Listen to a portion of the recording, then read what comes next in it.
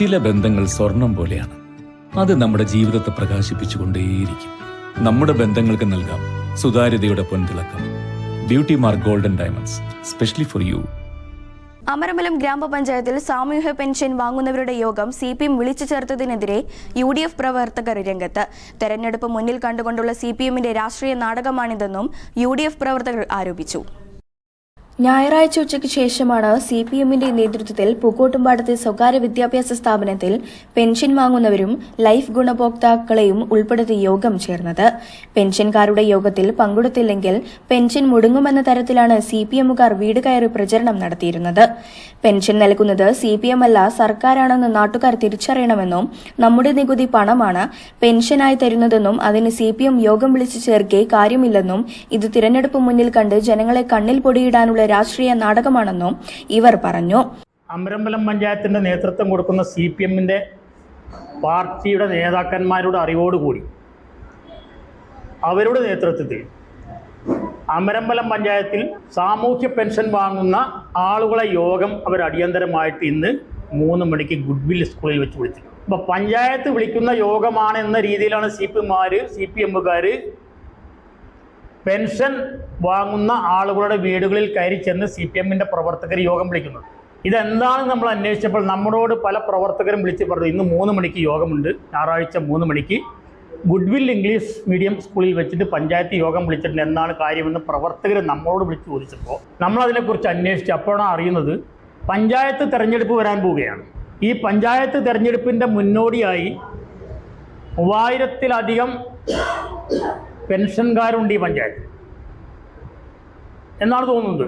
അവരെ മുഴുവൻ വിളിച്ചു ചേർത്ത് പാർട്ടിയുടെ നേതാക്കന്മാർ KSKTVന്റെ നേതൃത്വത്തിൽ ഒരു പ്രഖ്യാപനം നടത്തുകയാണ്. ഇടതുപക്ഷ ജനാധിപത്യ മുന്നണിയായി വരുന്ന ഡിസംബറിലെ തെരഞ്ഞെടുപ്പിൽ CPMന്റെ സ്ഥാനാർത്ഥികൾക്ക് നിങ്ങൾ വോട്ട് ചെയ്യാൻ തയ്യാറായെങ്കിൽ മാത്രമേ നിങ്ങൾക്ക് ലഭിച്ചുകൊണ്ടിരിക്കുന്ന പെൻഷൻ തുടർന്ന് ലഭിക്കുകയുള്ളൂ, അല്ലെങ്കിൽ ആ പെൻഷൻ നിങ്ങൾക്ക് നഷ്ടപ്പെടാൻ സാധ്യതയുണ്ട് എന്നാണ് വീടുകൾ കയറി CPM പ്രചരിപ്പിക്കുന്നത്. ഇതൊരിക്കലും അംഗീകരിക്കാൻ സാധിക്കില്ല. ഇത് CPMന്റെ ആഫീസിൽ നിന്ന് കൊടുക്കുന്ന ലോൺ പെൻഷൻ അല്ല. ഈ ലോൺ സംസ്ഥാന ഗവൺമെൻറ് കൊടുക്കുന്നതാണ്. അത് സംസ്ഥാന ഗവൺമെൻറ്റിൻ്റെ ഔദാര്യമല്ല. മുൻകാല സംസ്ഥാന ഗവൺമെൻറ്റുകൾ കൊടുത്തിരുന്നത് ഉമ്മൻചാണ്ടിയുടെ കാലത്ത് കൊടുത്തിരുന്നു, അതിനു മുമ്പുള്ള കരുണാകരൻ്റെ കാലത്ത് കൊടുത്തിരുന്നു, AK ആൻ്റണി മുഖ്യമന്ത്രിയായപ്പോൾ കൊടുത്തിരുന്നു. അവരൊക്കെ മുഖ്യമന്ത്രിയായിരിക്കുന്ന ഗവൺമെൻറ്റുകളുടെ നേതൃത്വത്തിൽ പാവപ്പെട്ട ആളുകൾക്ക് അന്നത്തെ കാലത്തിന് അനുസൃതമായ പെൻഷനുകൾ, സാമൂഹ്യ പെൻഷനുകൾ കൊടുത്തിരുന്ന നാട്ടിൽ. ഈ ഗവൺമെൻറ് വന്നപ്പോൾ ഇവർ പറയുന്നത് അവർക്ക് വോട്ട് ചെയ്തില്ലെങ്കിൽ പെൻഷൻ നിഷേധിക്കപ്പെടുമെന്നാണ്. UDF panchayat convener cable Ravi, chairman Ashraf Mundassery, Kundil Majeed, KM Zubair, Praveen Pulakkal, VK Balasubramanian, Nasar Ban, MA Razak, VP Afeefa, P Vishnu, Jobin Thomas, Abdulla Pavungal എന്നിവർ സംബന്ധിച്ചു. പഞ്ചായത്തിന്റെ നേതൃത്വത്തിലാണ് ഇത് പരിപാടി എന്നാണ് ആളുകൾ വിളിച്ചു പറയുന്നത്. എന്നാൽ യഥാർത്ഥത്തിൽ ഇത് പഞ്ചായത്തിന്റെ നേതൃത്വത്തിൽ നടത്തുന്ന ഒരു പരിപാടിയല്ല, ഇത് CPM നടത്തുന്ന ഒരു പരിപാടിയാണ്.